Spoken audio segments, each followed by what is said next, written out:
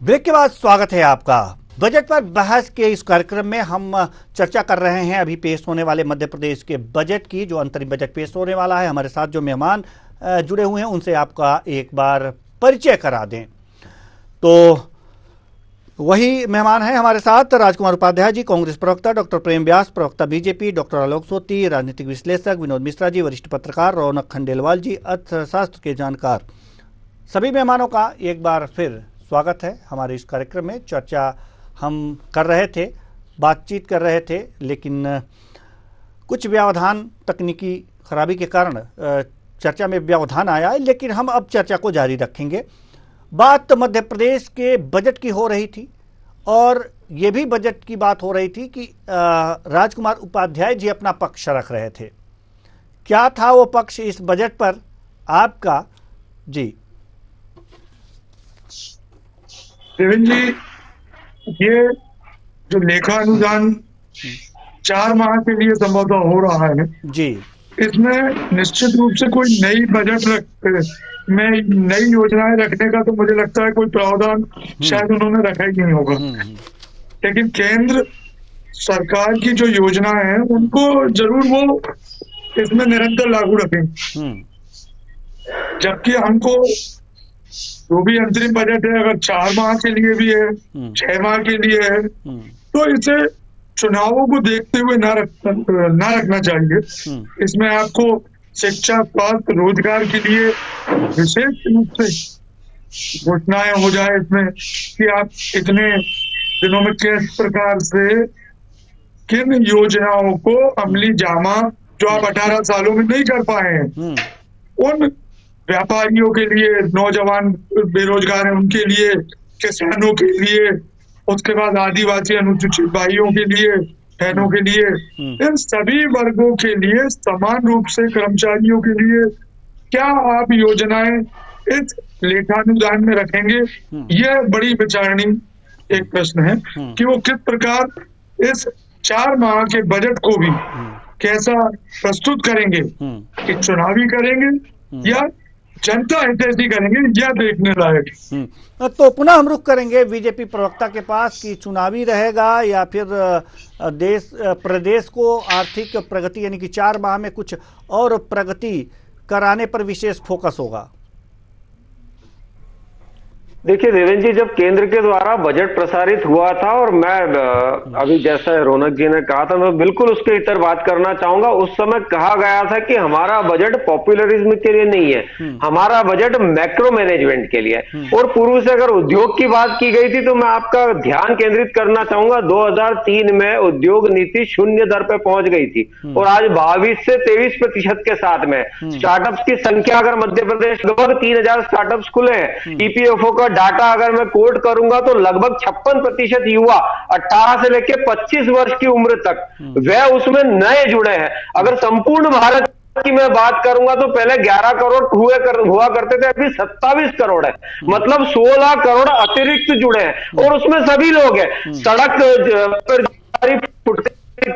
एक मध्य निर्धारित किया गया था और इसे लगभग 5000 से ज्यादा व्यापारी 0% ब्याज दर पर हमने मत्स्य पालकों के लिए क्रेडिट कार्ड बनाया, उस दिया गया, जो सरलीकरण किया गया और अनुमोदन से उसको फ्री भी करा गया कि 3 वर्षों के लिए अनुमोदन से मुक्त रहेगा।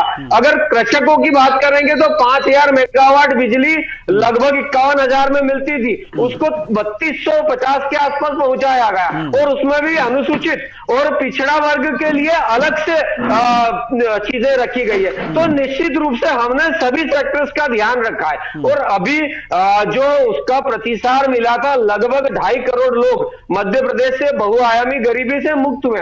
हमने सशक्त मध्य प्रदेश बनाने की तरफ कदम बढ़ाए, हमने उद्योगों के लिए कदम बढ़ाए, हमने युवा स्किल्स के माध्यम से जो निर्धारण किया था, जैसे अभी विश्वकर्मा योजना के माध्यम से, और इसी का प्रतिशत है कि केंद्र से भी भरपूर सहयोग मिल रहा है।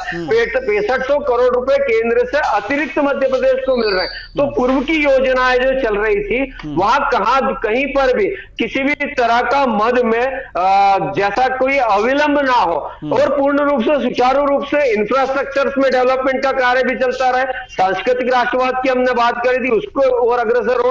महिला सशक्तिकरण का ही प्रतिशत था कि पहले 42% महिलाएं साक्षर होती थी, आज लगभग 65% महिलाएं साक्षर है। अब ये कहते हैं कि आप आंकड़ों पे मत जाओ, जमीन पर जाकर देखो, तो IMF का डाटा अगर होता है तो मुझे लगता है वो विश्वसनीय होता है, नीति आयोग के डाटा विश्वसनीय होते हैं, और धरातल पर जो विकास प्रदर्शित हो रहा है वो तो दृष्टिगोचर होता है ना।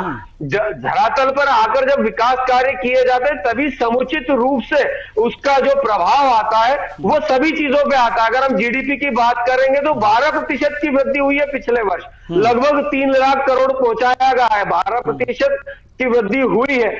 अगर ग्रॉस की बात करेंगे कि मध्य प्रदेश की भागीदारी जो संपूर्ण GDP थी भारत की उसमें लगभग 4.8% बढ़ी है। मतलब हमने पूर्ण रूप से जो हमने धरातल पर कार्य करे हैं उसका प्रतिशत आज देखने को मिल रहा है।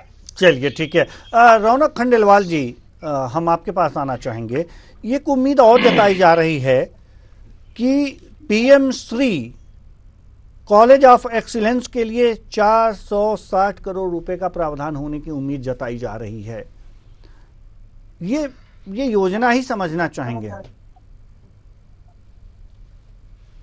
देखिए, एक बात जो सबसे ज्यादा देखने में आती है, इस सरकार ने इंफ्रास्ट्रक्चर में काम तो किया है, ठीक है, चलिए मैं इस बात को मानता हूं कि CM राइज स्कूल हो, बड़े बड़े विद्यालय हो, विश्वविद्यालय हो, जो भी चीजें हो सरकारी, लेकिन क्या इन्होंने जाकर के देखा कि वहां शिक्षा का स्तर क्या है?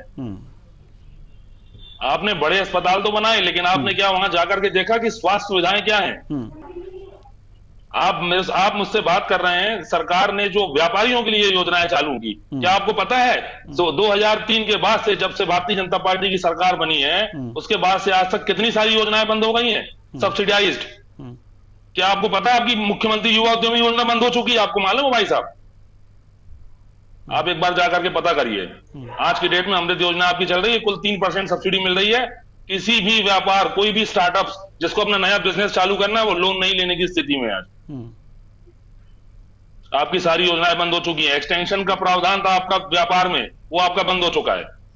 आपने सीखो कमाओ योजना की बात, मैंने एक आंकड़ा निकाला है, आज की डेट में ग्रेजुएट्स जो मध्य प्रदेश में ग्रेजुएट्स हैं, उनकी बेरोजगारी दर 11.53% है। सरकार को ध्यान देना चाहिए पहले इस पर। तो सरकार ने अभी घूम घूम कर जो चुनाव में वादे किए हैं लोगों से, जिस तरीके से वादे किए हैं, संविदा कर्मियों का जो इनको मानदेय बढ़ाना है, पुराने लोन का मूलधन भी नए कर से चुकाया जाएगा, इस तरीके की बातें उन्होंने की हैं। इसके अलावा आप देखिए, जो उन्होंने लड़कों को, जो स्टूडेंट्स हैं, उनको स्कूटी देने का जो वादा किया है वो कैसे पूरा करेंगे? गैस सिलेंडर के दाम 450 रुपए करने के लिए बोले हैं, वो कैसे आप पूरे करेंगे? पंचायत कर्मियों की सैलरी बढ़ाने की आपने बात की है, उसको कैसे पूरा करेंगे? क्या इन सब चीजों में ध्यान देंगे आप, या आपका बजट सिर्फ और सिर्फ चुनाव पे आधारित होगा? कृपया इसका जवाब जरूर दें।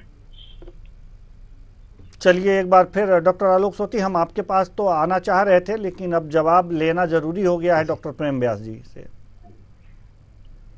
देखिए, सबसे पहले तो मैं देवेंद्र जी कहना चाहूंगा कि आप रौनक जी के आगे कांग्रेस ही लिख दीजिए तो ज्यादा उचित होगा। इन्होंने उपलब्धियों की, में अगर ये दोनों तरफ की बात करते हैं तो शायद निश्चित रूप से मैं बात करता हूं। अब मुझे एक बात बताइए, EPFO का डाटा कोड करा था, मैंने EPFO का डाटा कोड करा, उसके विषय के लिए आपने पूर्व में कहा कि सब डाटा गलत है। आप बता दीजिए वो डाटा गलत है। मैंने उद्योगों के लिए डाटा कोड करा कि 0% दर पे उद्योग पहुंच चुका था, आज 22 से 23% के साथ में। आप बोल दीजिए वो डाटा भी गलत है। मैंने इंफ्रास्ट्रक्चर को लेके जो डाटा कोड करा कि लगभग 5.25 लाख किलोमीटर सड़कें बनी है, आप वो डाटा गलत कर दीजिए। मैंने कहा कि लगभग 5 मेडिकल कॉलेज नए बने जिसमें 4000 सीट्स अवेलेबल होगी, आप कोड कर दीजिए वो डाटा गलत है। पूर्व की स्थिति ये थी कि पहले शिक्षक तबेले में बैठकर पढ़ाया करते थे, आज हमने भवनों का निर्माण करा है और अतिथि शिक्षकों का मानदेय बढ़ाने का कार्य रहा है। अभी भी 15 महीने की जब भोपाल से सरकार थी बैतूल का तो 15 महीने रोड की का सरकार निर्माण पूरा नहीं हुआ, अतिथि 2 दिन का, शिक्षिकाओं ने और वो मुंडन क्या तक कर करोगे? दिया। ठीक है, राजकुमार जी आ रहे हैं आपके पास, आ रहे हैं। 33,000 से 55,000 तक थोड़ी देर और बढ़ाने का डॉक्टर आलोक कार्य सोती इंतजार कर लेंगे, आएंगे आपके पास, आएंगे, हम आएंगे। जहाँ पर आवश्यकता है, सुन लीजिए ना। आवश्यकताओं को ध्यान में रखते हुए मदों का निर्माण किया जाता है और उन मदों को वहां पर यूज करने का कार्य किया जाता है। आप बताइए ना, पहले क्या बिल्डिंग्स भी हुआ करती थी? ये तो खबरों की, अखबारों के माध्यम से पता चलता था कि तबेले में बैठ के शिक्षक पढ़ाते थे।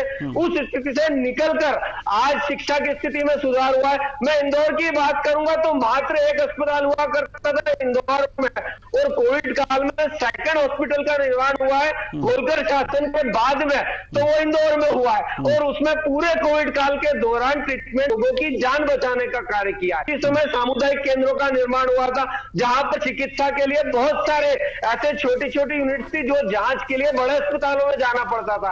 आज लगभग 167 जांचें ऐसी है जो वहां से सैंपल कलेक्शन के पश्चात पहुंचा दी जाती है।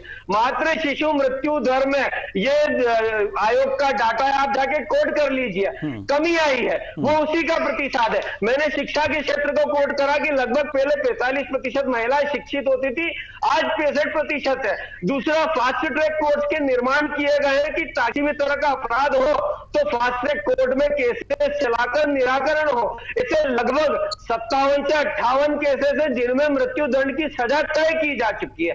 तो हमने जीरो टॉलरेंस की नीति के तहत कार्य किया है। उद्योगों को बढ़ावा देने का कार्य मैं कह रहा हूं, आप बता दीजिए कि उद्योगों का सरलीकरण हुआ है या नहीं, अनुमोदन से 3 वर्षों के लिए छूट दी गई है कि नहीं, स्टार्टअप्स लगभग 3,000 खुले हैं या नहीं, उन स्टार्टअप्स में युवाओं का एडमिशन हुआ है या नहीं, लगभग 56 से 55% नए ईपीएफओ नहीं तो डाटा में अब एकत्र अगली हुए बजट, हैं या नहीं। मतलब जो आज बजट आने वाला है उसमें और क्या क्या हो सकता है, क्या उम्मीद लगाया जाए कि ये जो हो चुका है उसकी आप बखान कर रहे हैं, लेकिन जो नहीं हुआ है वो भी बताइए कि वो हो सकता है इस बजट में। देखिए, मैंने इसीलिए देवेंद्र जी कहा कि हम सभी सेक्टर्स पर ध्यान देने का प्रयास कर रहे हैं। सबसे पहले सदृढ़ता के साथ में एक लंबा मोटा बजट हम सेक्टर पे खर्च करा था, जहां पानी, बिजली, सड़क, ये 3 चीजों को महत्वपूर्ण बना था। और अभी उसके बाद में हर घर नल लेके आए। बुरहानपुर जिला सर्टिफाइड हुआ है, जहां पर वर्षों से आजादी के पश्चात जिन क्षेत्रों में पानी नहीं पहुंचा था वहां पर भी पानी पहुंचा है। आदिवासी अंचल में हमने विद्यालयों का निर्माण किया, एकलव्य विद्यालय, वहां से हम विकास यात्रा को आगे बढ़ा रहे हैं। और निश्चित रूप से हम आत्मनिर्भर मध्य प्रदेश बनाने की और अग्रसर है। उसके लिए महिला सशक्तिकरण, किसानों का कल्याण, युवा बेरोजगारों के ऊपर ध्यान देना, उनको विभिन्न माध्यम से, सिर्फ सरकारी नौकरियां ही मात्र नौकरियां नहीं होती, कृषि उद्योग पे ध्यान कब देगी सरकार? कृषि उद्योग पे ध्यान कब देगी? और उस पर हम ध्यान दे रहे हैं। कृषि उद्योग पे ध्यान कब देगी? ऐसा देखा गया है कि जो कृषि से संबंधित यंत्र हैं, यानी कि किसानी से संबंधित जो यंत्र हैं, उसको बनाने के लिए ठीक है फैक्ट्रियां लगी हैं और भी चीजें हैं बन रही हैं, लेकिन सवाल यह है कि जो उत्पादन किसान करता है, जो खेतों में जो भी अनाज उत्पादित करता है, उसके लिए छोटे छोटे उद्यम कब लगेंगे गांव में कि वहीं से वो उसका कच्चा माल तैयार करे और दूसरी चीज मॉडिफाई करके मार्केट में बेचे, जिससे कि उससे डबल लाभ हो। मौसमी बेरोजगारी भी इससे खत्म होगी। एक निर्विवाद फैक्टर है देवेंद्र जी कि आज 42-43% के साथ में मध्य प्रदेश गेहूं निर्यात कर रहा है, और गेहूं के साथ में लगभग नहीं गेहूं तो निर्यात कर रहा, आटा निर्यात करे ना तब तो फायदा होगा। गेहूं निर्यात कर रहा है, वो तो जो फिर आटा उसका बना करके फिर बेचेगा तो उसे डबल लाभ होगा। तो हम यही चाहते हैं। पहले गेहूं तो हो, गेहूं होगा तब तो आटा निर्मित होगा। पहले तो ये तो बिना गेहूं हुए निर्यात किया गया है क्या? बिना खेतों में गेहूं हुए निर्यात कर लिए हैं क्या आप, जो आंकड़े गिना रहे हैं? जी मैं वहीं आ रहा हूं कि जैसे मैंने आपको बताया कि पहले एक पूरा इंफ्रास्ट्रक्चर डेवलप करने की आवश्यकता होती। आज उस परिस्थिति में आए हैं कि आज किसान 42-43% के साथ में गेहूं निर्यात कर रहा है। और अभी केंद्र के द्वारा तो योजना प्रदत्त करी गई थी, लगभग $50 बिलियन के आसपास, $50 के आसपास का कुछ एक आंकड़ा था, जिसमें हम चलिए एक बड़ी खबर आ रही है, एक बड़ी खबर आ रही है, रोकना चाहेंगे। नीतीश सरकार का फ्लोर टेस्ट आज होने वाला है। आज नीतीश कुमार बहुमत पेश करेंगे। फ्लोर टेस्ट से पहले सियासी हलचल तेज हो गई है, सियासी हलचल तेज हो गई है। आवाज बड़ी खबर आपको बता रहे हैं, आज फ्लोर टेस्ट होने वाला है। आज नीतीश कुमार पेश करेंगे बहुमत और फ्लोर टेस्ट से पहले सियासी हलचल तेज हो गई है। आवास पर रात 1 बजे पुलिस पहुंची थी। आरजेडी समर्थकों ने जमकर इसके लिए हंगामा किया था। आरजेडी ने एक्स पर पोस्ट पर यह आरोप लगाए हैं। पटना में राज्य विधानसभा पहुंचे विधायक। बिहार के मंत्री और जेडीयू नेता विजय कुमार का बयान सामने आया। चौधरी ने कहा है कि आज सिर्फ 2 चीजें होंगी, आज 2 चीजें होंगी, ऐसा बयान आया है। चौधरी ने कहा सिर्फ 2 चीजें ही होंगी, स्पीकर खुद पद छोड़ दे नहीं तो उन्हें हटा दिया जाएगा, सरकार विश्वास मत हासिल करेगी। ऐसी बातें कही जा रही हैं, बयान आ रहे हैं, आइए सुनते हैं। आज 2 ही चीज होना है, स्पीकर साहब या तो स्वतः छोड़ दे सम्मान पूर्वक, नहीं तो हटाए जाएंगे, और दूसरा सरकार विश्वास मत हासिल करेगी। 2 ही चीज होना है। अब लेकिन आपको, लेकिन हम सिर्फ ये कह रहे हैं कि आज जो होना है बता दिए। अब कौन क्या बोल रहे हैं ये हो जाएगा तब पूछिएगा। वो हमारे सभी विधायक हमसे संपर्क में। तो अभी आपने सुना कि जेडीयू नेता विजय कुमार का बयान आया है। इन्होंने कहा कि सभी विधायक हमारे साथ हैं। एक राजनीतिक हलचल तेज हो गई है बिहार में। मध्य प्रदेश में बजट पेश होने वाला है, लेकिन बिहार में नीतीश कुमार आज अपना बहुमत पेश करेंगे। फ्लोर टेस्ट होने वाला है, इसको लेकर सियासी हलचल तेज है। आरजेडी के विधायक जो समर्थक है, आरजेडी के समर्थक हैं, उन्होंने हंगामा किया है। आरजेडी ने आरोप लगाया है कि प्रशासन जो है वो तेजस्वी के यहां पहुंची थी रात में। तो ये बड़ी खबर है जिसको हमने अपने दर्शकों को बताया, क्योंकि ये जरूरी, आज बिहार में सियासी गर्माहट है और जैसे जैसे ये गर्माहट बढ़ती जाएगी हम आपको बीच बीच में एक और बड़ी खबर आ रही है। एक और बड़ी खबर, मोहन सरकार के अंतरिम बजट पर बयान आया है। वित्त मंत्री जगदीश देवड़ा का बजट पर बयान आया है। लेखानुदान में सभी योजनाओं के लिए प्रावधान किया गया है। सभी योजनाओं के लिए प्रावधान लेखानुदान में। मोहन सरकार के अंतरिम बजट पर बयान, वित्त मंत्री जगदीश देवड़ा का बजट पर बयान आया है। लेखानुदान में सभी योजनाओं के लिए प्रावधान किया गया है।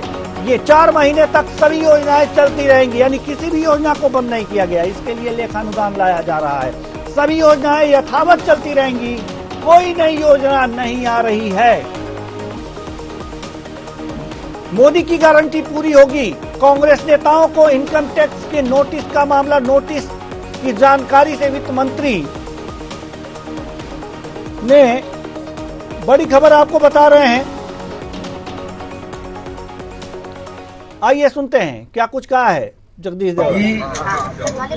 विधानसभा में वित्तीय अनुपूरक अनुमान हमने रखा था, जो विधानसभा में पास हो चुका है। 30,265 करोड़ का था। वो 31 मार्च 2024 तक का वो व्यय का था। अब लेखानुदान 1 अप्रैल 2024 से 31 जुलाई 2024 तक के लिए 4 माह के लिए ये लेखानुदान आज प्रस्तुत करेंगे, क्योंकि विधानसभा के चुनाव भी, सरकार बनी, लोकसभा का चुनाव भी, इसलिए जो आवश्यक व्यय जो होता है, वेतन भत्ते, पेंशन योजनाएं जो चल रही है निरंतर, जो प्रदेश सरकार की जो योजनाएं चल रही है, उन योजनाओं के व्यय के लिए वो निरंतर चलती रहे, उसके लिए 4 माह का ये लेखानुदान हम प्रस्तुत कर रहे हैं और आज प्रस्तुत करेंगे। और तो अभी आपने सुना कि वित्त मंत्री जगदीश देवड़ा, उप मुख्यमंत्री जगदीश देवड़ा ने क्या कुछ कहा है। बजट पर इन्होंने बयान दिया है कि 4 महीने का लेखानुदान लाया जा रहा है, सभी योजनाएं यथावत चलती रहेंगी, कोई नई योजना नहीं आएगी, कोई नई योजना नहीं आएगी, सभी योजनाएं। एक और बड़ी खबर आपको बता दें, भोपाल से बड़ी खबर आपको बता रहे हैं, विधानसभा में आज पेश होगा अंतरिम बजट। अंतरिम बजट में नहीं होगी कोई नई घोषणा। मानसून सत्र में पेश होगा आर्थिक सर्वेक्षण, सदन में होगा डिप्टी सीएम जगदीश देवड़ा का भाषण। बड़ी खबर, 1 लाख करोड़ रुपए का हो सकता है अंतरिम बजट। सरकार जो योजना घोषित कर चुकी है उसके लिए बजट का प्रावधान किया जाएगा। अंतरिम बजट में आज प्रावधान किए जाएंगे। प्रधानमंत्री आवास की तर्ज पर आवास स्वीकृत होंगे। प्रधानमंत्री जनमन योजना के लिए नई मद की व्यवस्था बैगा, भोरिया और सहारिया के लिए भी बजट में प्रावधान। पीएम आवास के तर्ज पर प्रधानमंत्री आवास के लक्ष्य में वृद्धि होगी। केन बेतवा नदी जोड़ो परियोजना के लिए प्रावधान किया जाएगा। बजट में पीएम एक्सीलेंस कॉलेज पर हो सकता है प्रावधान। महंगाई भत्ते, वेतन और पारिश्रमिक वृद्धि का अनुमान लगाया जा रहा है। सिंचाई अधोसंरचना विकास के लिए प्रावधान किया जा सकता है। महंगाई भत्ते, वेतन और पारिश्रमिक में वृद्धि के अनुमान लगाए जा रहे हैं। सिंचाई अधोसंरचना विकास के लिए प्रावधान किए जा रहे हैं। विधायकों को पेन ड्राइव में ये दी जाएगी और मोहन सरकार का यह अंतरिम बजट पेश होगा।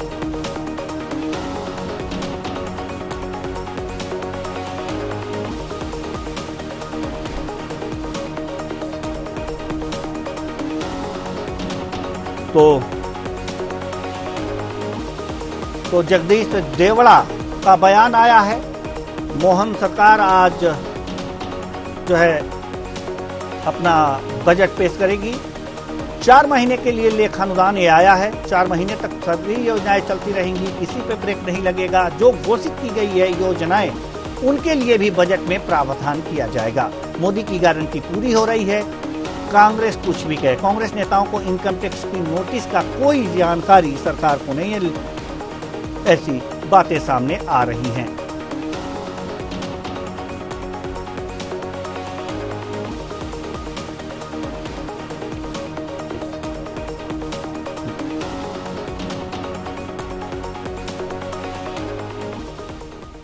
तो अब पुनः हम अपने मेहमानों के पास चलेंगे।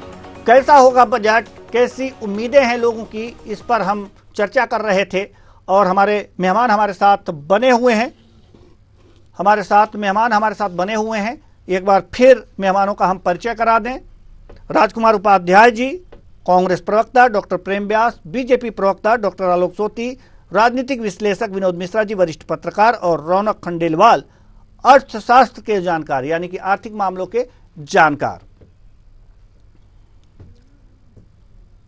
तो हम अपने ये आप तस्वीरें देख रहे हैं, ये तस्वीरें थोड़ी देर पहले की हैं और इन्होंने प्रेस कॉन्फ्रेंस किया है वित्त मंत्री ने और कहा है कि जो 4 माह का लेखानुदान पेश किया जाएगा और इसमें जो है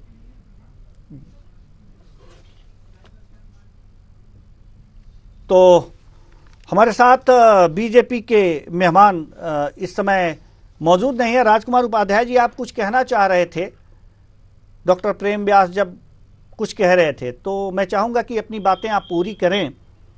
क्योंकि हमारे साथी प्रवक्ता प्रेम जी नहीं है, परंतु वो जो कह रहे थे कि आर्थिक नीति में बहुत मजबूत हो गए हैं, व्यापार में बहुत मजबूती मध्य प्रदेश में मिली है, परंतु व्यापार जगत में हम तो जिले स्तर पे धरातल की बात कर रहे हैं कि जो व्यवसाय बंद हो रहे हैं, जो व्यवसायियों को आप लोगों ने कई योजनाएं उद्योग एवं चूंकि ये कई हमारे साथी व्यापार जगत से भी जुड़े होंगे, तो अधिकांश योजनाएं उद्योग विभाग की मुख्यमंत्री के नाम से चलाई जा रही थी। बहुत सारी योजनाएं बंद हो चुकी है, सिर्फ उनका नाम चल रहा है और आप उसको एक मूवमेंट बनाते हैं, उसको एक प्रोपेगेंडा बनाकर, लेकिन धरातल पे वो कहीं नहीं दिखाई दे रहे हैं।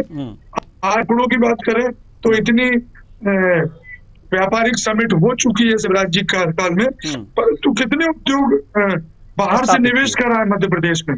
बिल्कुल नहीं। अपने आप पलायन कर रहे हैं लोग। मनरेगा की योजनाओं पे कोई बात नहीं हो रही है, जिसमें ग्रामीण आदिवासी अंचलों में लोगों को रोजगार मिलता था, आज वो बिल्कुल पिछड़ चुकी है। ऐसी बहुत सारी योजनाएं हैं। चूंकि अभी आपने चैनल पे बताया कि लेखानुदान बजट जो है 4 माह के लिए दे रहा है, इसमें कोई नई योजनाएं नहीं होगी। तो ये तो वही बात हुई कि नया लेकिन सूट एक लिया बात तो और है पुराना ना, पटा एक बात और है कि उन्होंने कहा है कि जो घोषणाएं की गई हैं उन योजनाओं के लिए इस बजट में प्रावधान किया जाएगा। 3100 रुपए का मूल्य धान का मुझे लग रहा है कहीं नहीं मिल रहा है। 2700 रुपए का गेहूं का समर्थन मूल्य कहीं नहीं मिल रहा है। किसानों के लिए जितनी योजनाएं हुई थी, घरेलू गैस सिलेंडर की बात हुई थी, वो कहीं नहीं आ रही है। आप बोलिए मोदी जी की गारंटी नहीं, कोई तो है? ये तो मोदी घोषणा जी की गई है ना सरकार से, सरकार ने ये घोषणा की है चुनाव के दौरान, तो हो सकता है कि इसमें इस बजट में प्रावधान हो, क्योंकि ये बातें अभी जो वित्त मंत्री जगदीश देवड़ा थे, इन्होंने ये बातें कही हैं कि हाँ लेखानुदान हम 4 माह के लिए ला रहे हैं। डॉक्टर आलोक सोती, हम आपके पास आना चाहेंगे कि जैसा कि उन्होंने ये बातें कही हैं, तो ये जो घोषित की गई हैं चुनाव के दौरान, जो योजनाएं घोषित की गई हैं कि हम 450 रुपए में सिलेंडर देंगे, साथ ही साथ और भी तमाम योजनाएं, तो ये भी आ सकती हैं, इसके लिए भी बजट में प्रावधान तो हो ही सकता है ना। देखिए, जो लेखा अनुदान होता है वो बेसिकली आपको अर्थव्यवस्था को चलाए रखने के लिए पैसे की व्यवस्था करता है। मुख्य रूप से आपको सरकारी कर्मचारियों की वेतन देना, उनके भत्ते देना है, उसके लिए ये अनुदान होता है। साथ में आप देख रहे हैं आजकल जो डीबीटी, डायरेक्ट बेनिफिट ट्रांसफर की जो योजनाएं हैं, जिसमें राज्य सरकार की बहुत सी योजनाएं होती हैं, उनको चलाए रखने के लिए धनराशि का आवंटन होता है। तीसरी बात, जैसे आप कह रहे हैं कि स्टेट ने कहा है कि हम 450 रुपए का सिलेंडर देंगे।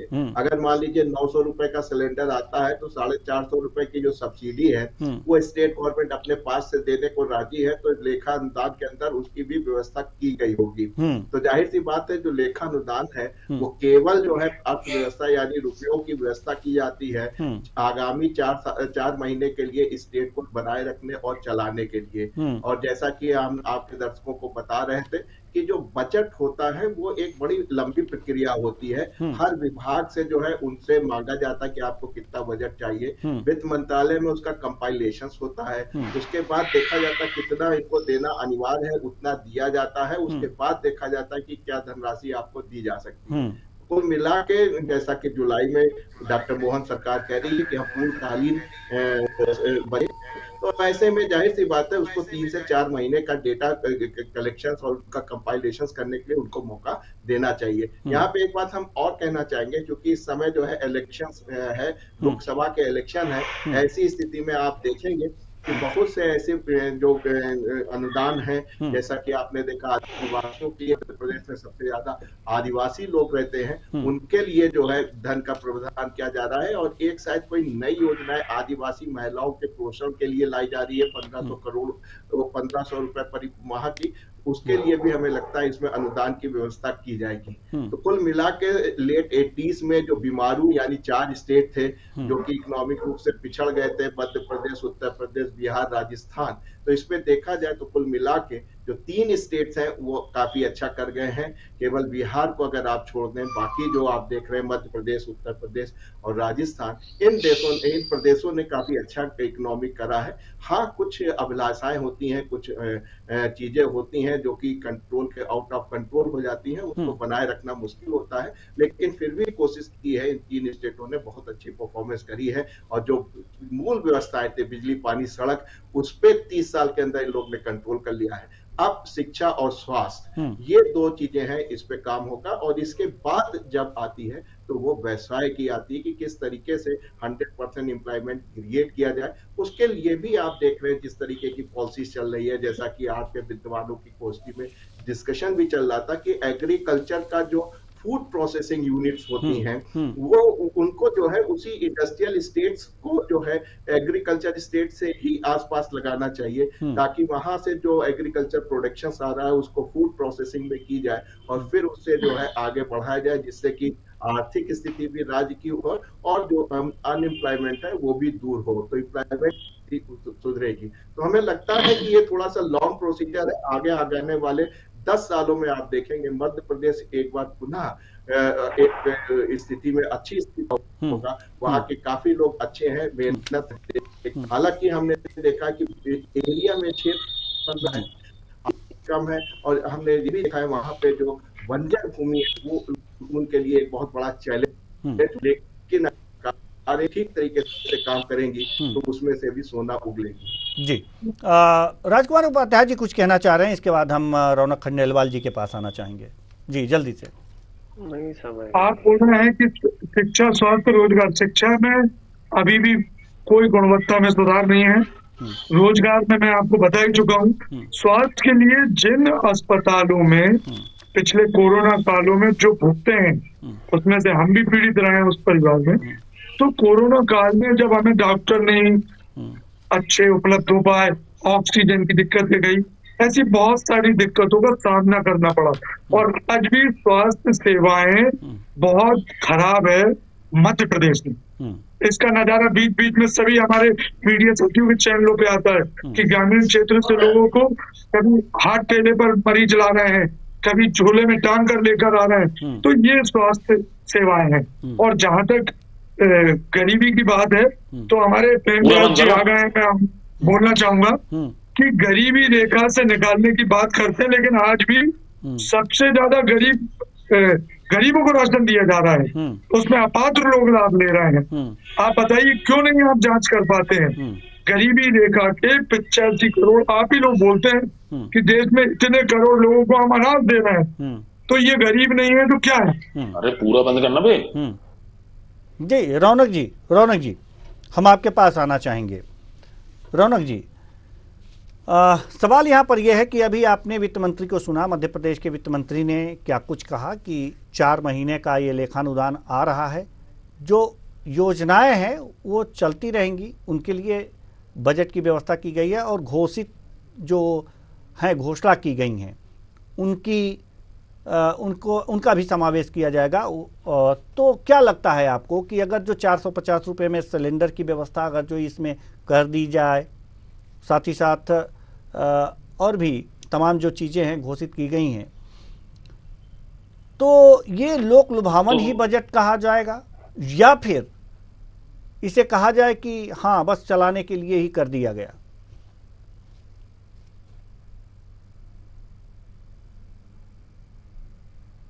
कोई भी सरकार हो, चाहे वो कांग्रेस हो, भाजपा हो, अन्य कोई दल हो, तो वो जनता से कुछ वादे करते हैं।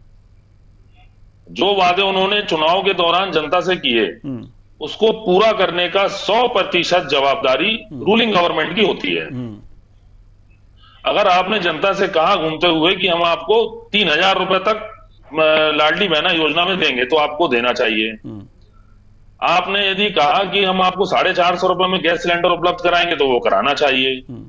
नहीं तो आखिर अगर ये आपने कहाँ कहा से कि किसानों की हम सवाल ये नहीं है, सवाल तो ये है, ये तो कांग्रेस के हमारे राजकुमार उपाध्याय जी पूछते ही रहेंगे, बराबर पूछेंगे, लेकिन आपसे सवाल हमारा ये है, आर्थिक मामलों के जानकार हैं आप, कि अगर इस तरह की पूर्ति होती है तो इसकी व्यवस्था सरकार कहां से करेगी?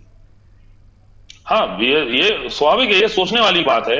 आज फिर हमारी मध्य प्रदेश सरकार को 25 से 40 हजार करोड़ तक की आवश्यकता है, जो उन्होंने घोषणाएं की हैं उसको पूरा करने के लिए। जी आलोक सोती ऑलरेडी हमारे देश में ठीक है आलोक सोती जी, मैं एक आंकड़े कुछ रखना चाहूंगा आपके सामने। जी हम आएंगे आपके पास। जी जल्दी से कुछ आलोक सोती जी कहना चाह रहे हैं, उसके बाद गैस सिलेंडर की बात है, जो हमको राजस्थान में भी इस तरीके की बीजेपी सरकार ने की थी। तो जो उज्ज्वला योजना के तहत जिनको फ्री गैस दिए गए हैं बीपीएल कार्ड को, उनके सिलेंडर पे उम्मीद की जा रही है कि 450 रुपए का सिलेंडर उनको दिया जाएगा। सभी समान वर्ग के लोगों को शायद जो 940 रुपए का आता है, जो सब्सिडी सरकार की तरफ से आती है सेंट्रल गवर्नमेंट से, वो उतनी ही मिलेगी। लेकिन उज्ज्वला योजना के तहत जिनको फ्री सिलेंडर मिला है, जो बीपीएल कार्ड धारक हैं, उनको 450 रुपए का सिलेंडर देने की बात सरकारें कर रही है। चलिए ठीक है जी, रौनक जी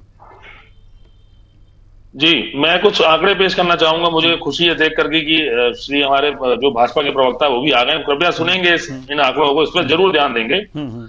मध्य प्रदेश ने टॉप किया है, लेकिन टॉप किया है इन्होंने कुपोषण के मामले में। 1,36,00,000 कुपोषण बच्चे आज भी हमारे बीच में हैं मध्य प्रदेश में। तो ये आपकी स्वास्थ्य की जो प्रणाली है, जो आपकी मेडिकेशन फील्ड है ना, उसको ये उजागर करती है। जी, नीति आयोग के डाटा ने यह बताया है कि मध्य प्रदेश के 8 जिले हमारे पूरे भारत देश में सबसे पिछड़े हुए हैं।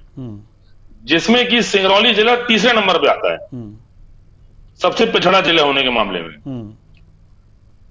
जी। उच्च शिक्षा विभाग ने डाटा जारी किया है कि मध्य प्रदेश के 52 में से 39 जिले ऐसे हैं जो पढ़ाई के मामले में पिछड़े हुए हैं, और हमारा मध्य प्रदेश पूरे देश में दूसरे नंबर का ऐसा प्रदेश है जो पढ़ाई यानी शिक्षा के स्वास्थ्य में पिछड़ा हुआ है। उसके बाद मैं आपको एक जानकारी और दूंगा, अलीराजपुर जो है वो पूरे देश का सबसे गरीब जिला है। अलीराजपुर मध्य प्रदेश का? जी हाँ, मध्य प्रदेश का। एक चीज मैं आपको और बताऊंगा, मुझे भी कॉल आया था मेरे एक युवा उद्यमी साथी का, उसने मुझे ये जानकारी दी कि भैया मैंने तो सरकार से युवा उद्यमी योजना में लोन लिया, लोन समय पे पटा दिया, लेकिन आज भी मैं चक्कर काट रहा हूं सब्सिडी के लिए। और सिर्फ वो नहीं, ऐसे उसके साथ और भी कई ऐसे युवा उद्यमी हैं जो बैंकों के और डीआईसी ऑफिस के चक्कर काट रहे हैं, उन्हें अभी तक सब्सिडी नहीं मिली। तो मैं जानना चाहूंगा कि वह क्या इस तरह का उज्जवल मध्य प्रदेश बनाने का प्रयास कर रहे हैं? जी। और आपने जो भी घोषणाएं की हैं उसको पूरा करने के लिए ऑलरेडी हमारे मध्य प्रदेश में 3.5 लाख करोड़ के आसपास का कर्जा है। अब और कितना कर्जा लेने की फिराक में है ये मध्य प्रदेश सरकार, और हम पे कितना हमें कर्जदार बनाने वाली है, हम ये जानना चाहते हैं। चलिए, डॉक्टर प्रेम व्यास जरूर जवाब देना चाहेंगे।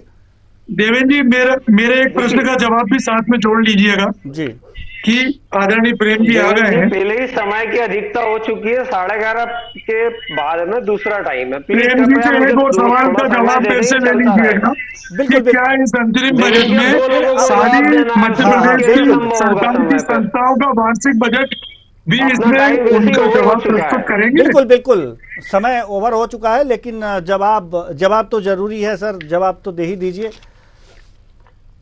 जी डॉक्टर देखिए देवेंद्र जी, चूंकि मेरे को 2 लोगों को जवाब देना, इसीलिए मैं आपसे आग्रह कर रहा हूं कि मुझे समय दिया है पहले, और अभी मेरे पास समय वापस से देवेंद्र जी 11:30 बजे दूसरा टाइम है। अब ठीक है, मैं अपनी बात खत्म कर देता हूँ। 44 लाख मातृ वंदन योजना से महिलाएं जुड़ी, और क्या ये डाटा गलत है कि मातृ वंदन योजना में जो लाभान्वित है और जो योजना का क्रियान्वयन है उसमें भारत सरकार ने मध्य प्रदेश को प्रथम स्थान दिया है। दूसरा, CDDMAC स्कीम के तहत जो स्टार्टअप्स में 2 करोड़ से लेकर ऐसे लगभग को मैं जानता हूं जिनने पीथमपुर क्षेत्र में अपना स्टार्ट कराया कारोबार, और उनको पूर्ण सब्सिडी भी मिली है, और लगभग 8,000, 7,000 और 6,000 लोगों को उन्होंने, युवाओं को अपने यहाँ पर जॉब भी दी है। अपवाद स्वरूप कुछ घटनाएं हो सकती है, लेकिन राजकुमार जी सुन लीजिए, जवाब दे रहे हैं डॉक्टर प्रेम व्यास जी। सुनना नहीं चाहते हैं, सिर्फ प्रश्न करना चाहते हैं, इसीलिए मैंने कहा था कि मुझे या तो पूर्व से समय दे दिया जाता। नहीं, अब इन्होंने क्या बात कही आप दोहरा दीजिए तो मैं उसका जवाब दे देता हूं। जी जी जी, आप जारी रखिए। दूसरी चीज है, तीसरी चीज है जो कुपोषण दर था। मैं आपको दावे के साथ कह रहा हूं कि पहले मातृ और शिशु मृत्यु दर को आप पहले का आंकड़ा देख लीजिए और उसमें कमी जो आ रही है वो देख लीजिए, और हमने प्रोत्साहन किया है। अगर जिला चिकित्सालयों में डिलीवरी होती तो लगभग 15,000 रुपए उसी समय पोषण के रूप में दिया जाएगा गृहिणियों को। लगभग 1700 से 1800 एम्बुलेंस को ऐसा जोड़ा गया जो ग्रामीण क्षेत्र से लेकर शहरों तक आज लेकर आ रही है, और पूर्ण रूप से वे जो माता है वे आज स्वास्थ्य लाभ ले रही है। हमने जो कार्य किया आयुष्मान कार्ड के तहत, आप बताइए, जो आप कोविड काल की बात कर रहे थे, किस अस्पतालों ने कोविड काल में इलाज नहीं दिया, और वही कोविड काल के समय पर एक नंबर अलर्ट किया था, अगर कोई भी अस्पताल अगर इलाज करने से मना करता, अतिरिक्त पैसा मांगता, तो आप 24 घंटे के अंदर शिकायत करेंगे, 7 दिन के अंदर उस शिकायत का निराकरण होगा, और अगर 7 दिन में निराकरण ना हुआ गया तो उसके लिए स्वयं सीएम फिर उसको संज्ञान में लेंगे। तो हमने जितनी योजनाएं चलाई थी, चाहे वे साक्षरता को लेके हो, महिला सशक्तिकरण के लिए हो, और आदिवासी समुदाय का जो बेगा सारिया भारिया महिलाएं का अनुदान था वो पूर्ववत चल रहा है। जो तेंदुपत्ता सगृहिणियों को 450 रुपए मिलता था प्रति मानक बोरा, हमने उसको 3,000 तक पहुंचाने का कार्य किया। तो सभी योजनाएं धरातल पर है, सभी योजनाओं का क्रियान्वयन धरातल पर है। जी, सभी योजनाओं का जो क्रियान्वयन है वो धरातल पर है, और योजनाओं के लिए इस बार जो है लगातार ये लेखानुदान पेश किया जा रहा है कि वो चलती रहे। राजकुमार उपाध्याय जी, अब आप बताइए, आप क्या कहना चाह रहे थे? हम ये फिर से मैं बोलना चाह रहा हूँ कि जननी सुरक्षा योजना, संबल योजना में अभी आप बताइए इनकी योजनाएं कहीं बंद हो चुकी है। ये उस चीज को बताते नहीं है। एक योजना उसी नाम की बंद कर देते हैं। फिर संबल योजना में बहुत बड़ा घोटाला हुआ था जिसमें कई लोग उसमें अपात्र लाभ ले रहे थे। मैंने गरीबी रेखा की बात करी कि गरीबी रेखा में आप बोल रहे हैं हमने निकाला है प्रदेश को। आज भी आप बताइए कि देश में कितने लाख, करीब करोड़ लोग राशन ले रहे हैं, तो गरीबी कहाँ से मिटी? ये और जननी एम्बुलेंस की बात करते हैं हमारे साथी, तो ग्रामीणों में क्षेत्र में आज भी परेशान है। कहाँ एम्बुलेंस दिख रही है आपको? वहां से लोग इतने परेशान हैं कि जब वहां से शहर अस्पताल आते हैं तो कभी हाथ ठेले पर ला रहे हैं, कभी झोले में भर के ला रहे हैं, कभी साइकिल पे ला रहे हैं। ये समय समय पर हमारे मीडिया साथी दिखा भी रहे हैं। तो धरातल भौतिक सत्यापन पे जाना चाहिए सरकार को, योजनाओं पे। कृषि कल्याण के लिए क्या हुआ है वो सभी को दिख रहा है। किसान बार बार आंदोलनरत होकर सड़कों पर आ जा रहे हैं। पिछले सालों से लेके अभी फिर से 2 दिन पहले प्रदेश में कई जगह किसानों ने आंदोलन फिर सामने ला गए। तो जब भौतिक रूप से परेशान होंगे तो सामने परेशानियों को लेकर मुद्दे खड़े होंगे, और ये मुद्दे आंकड़े पर नहीं आपको धरातल पर देखने होंगे, जो कि धरातल पर बिल्कुल परेशानी। और व्यापार की बात कर रहे हैं तो व्यापार के लिए मैं फिर बोलना चाह रहा हूँ, आप एक अकेला पर्टिकुलर पीथमपुर उद्योग की बात नहीं करें, आप इंदौर की बात कर रहे हैं। आप हर जिले के DIT विभाग से आंकड़े बुला लीजिए कि कितनी जमीन दी थी, क्या वहां पर उद्योग लगाने की बात हुई, क्या उद्योग परिवर्तित हो गए, कितनी उन योजनाओं को पिछले 17 साल में योजनाएं बंद हो गई। जी, ढेर सारे सवाल हो गए। और डॉक्टर प्रेम व्यास जी जल्दी से आप जवाब दीजिए, उसके बाद डॉक्टर आलोक सोती के पास हम जाना। मैं 2-3 चीजों पे जवाब दे देता हूँ। गरीबी के जो बात हमने बहुआयामी गरीबी से लोगों को निकाला। बहुआयामी गरीबी जहाँ पर शिक्षा का अभाव हो, चिकित्सा का अभाव हो, बिजली को निवास नहीं हो, हमने बहुआयामी से लोगों को मुक्त कराया और उनको वो सुविधाएं प्रोवाइड कर रहे हैं कि वे एक स्टेबल जीवन यापन कर रहे हैं। उसमें जो राशन की भूमिका है वो महत्वपूर्ण होती है। इसीलिए प्रधानमंत्री जी ने भी पटल पर खड़े होकर कहा है कि वे रिवर्स ना हो, इसके लिए कुछ वर्षों के लिए उनको इस रूप में अनुदान देना आवश्यक है। दूसरी चीज है जो कर्ज को लेकर बात की जाती है, आज पर कैपिटा इनकम क्या है, लगभग 1,78,000 रुपए, और कर्ज दर क्या है, उन दोनों चीजों का आकलन करें। मध्य प्रदेश आज विकास दर में कौन सी पोजीशन पर है, मध्य प्रदेश में पर कैपिटा इनकम क्या है, इन दोनों चीजों का आकलन भी किया जाना चाहिए अगर कर्ज दर की बात होती। 2003 में हमारा बजट 23,000 करोड़ था, आज लगभग 3,000 करोड़ को क्रॉस कर रहा है। वैसे चिकित्सा का बजट निश्चित रूप से सभी चीजों को हमने क्रियान्वय किया है और धरातल पर इसका असर है। मध्य प्रदेश सरकार पर 2003 में कितना कर्जा था और 2023 में कितना कर्जा हो गया मार्च तक, और दूसरा कितनी सरकारी संपत्ति मध्य प्रदेश सरकार ने बेच चुकी है, बिक्री कर चुकी है। क्यों?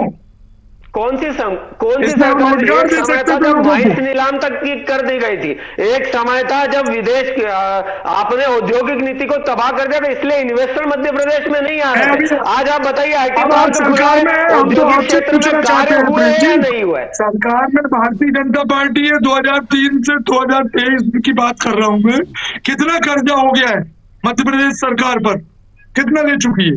आप GSDP होता है 31%, आपका GSDP कितना हुआ? मध्य प्रदेश, मेरे सवाल का जवाब दीजिए। मध्य प्रदेश सरकार 2003 से 2003 तक कितना कर्जा ले चुकी है और किन किन योजनाओं के लिए? राजनीतिक भाषण के माध्यम से ना समझे, टेक्निकली समझने का कार्य करें। 31% हमारे पास समय की कमी है, बहुत कम ही समय शेष है। हम योजना की बात करते हैं, जाना चाहेंगे जी, जल योजना के लिए जल विभाग के अधिकारियों के आए ठीक है, हमारे पास समय। डॉक्टर आलोक सोती हम आपके पास आना चाहेंगे। डॉक्टर आलोक सोती, प्रति व्यक्ति आय और राज्य के कर्ज से क्या संबंध है? देखिए, जैसे जैसे इकोनॉमिक ग्रो करती है आपको क्या करना पड़ता है, लोन लेना पड़ता है। प्रत्येक गवर्नमेंट के पास लोन है। अगर आप के दिल्ली स्टेट को देखिए, बहुत सारे स्टेट्स हैं, उनका बजट कितना अच्छा है, उनके पास भी एक अच्छा खासा लोन है। कोई भी आपको डेवलपमेंट प्रोग्राम्स करने होते हैं तो उसके लिए आपको लोन लेना पड़ता है, और उसका ऐसा नहीं इतने मन मांगेंगे उतना मिल जाएगा। आपके जो इकोनॉमिक जो डेटास हैं उनको देख के जो सरकारें हैं या जो संस्थाएं हैं वो आपको लोन देती हैं। यहाँ पे आपको दो बातें समझनी पड़ेगी जो इस गोष्ठी में, विद्वानों की गोष्ठी में मुझे समझ में आ रही है कि एक होता है योजना और दूसरा उसका क्रियान्वयन। तो हो सकता है कि योजनाएं अच्छी हो लेकिन जो उसका जो एग्जीक्यूशन पार्ट है वो उतना सफलतापूर्वक नहीं हो रहा। ये आपके शासन और प्रशासन दोनों की क्षमता को दर्शाता है कि अगर आपके पास एफिशिएंट ब्यूरोक्रेट्स हैं, अगर आपके पास एफिशिएंट मंत्री हैं, तो वो जाके वहां पे जो है निरीक्षण कर सकते हैं और जो उनको एक्शंस लेना है उसको ले। आप देख रहे हैं कि जो काफी हल्की लचर सी हमको ब्यूरोक्रेसी दिखाई पड़ती है आपके मध्य प्रदेश की in comparison to other 4 states की मैंने बात कही थी। तो ऐसी स्थिति में शासन प्रशासन को जो है थोड़ा सा मजबूत बनना पड़ेगा, चीजों को बदलना पड़ेगा। जो रोजमर्रा के ढर्रे हैं उससे बाहर निकल के उनको ये जानना पड़ेगा कि अगर हमको अपनी स्टेट्स को आगे ले जाना है तो योजनाएं अच्छी हैं, उसके लिए पैसा लाना सरकार का काम है, लेकिन उसका जो कार्यान्वयन है, जो बिल्कुल एग्जीक्यूशन है, जो कायदे से हो, जो वहाँ के अधिकारी हैं, जो कर्मचारी हैं, जो उच्च अधिकारी हैं, उनको इस बात को ध्यान में रख के आगे बढ़ना पड़ेगा।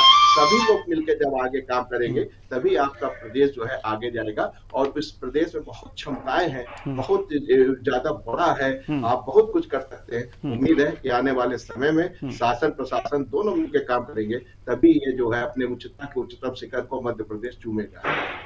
चलिए, बहुत बहुत धन्यवाद सभी मेहमानों का, आप आए और अपने अपने विचार साझा किए। तो कुल मिलाकर देखा जा सकता है कि जो मध्य प्रदेश है उसमें आज लेखानुदान पेश होने वाला है, और वित्त मंत्री ने कहा भी है कि कोई नई सभी योजनाएं चलती रहेंगी, कोई योजनाएं बंद नहीं होंगी, लेकिन हाँ, जो जिन योजनाओं की घोषणा हो गई है उनके लिए भी इसमें प्रावधान किया जाएगा। तो किन किन योजनाओं के लिए प्रावधान होता है, धन आवंटित किया जाता है, ये देखने वाली बात होगी।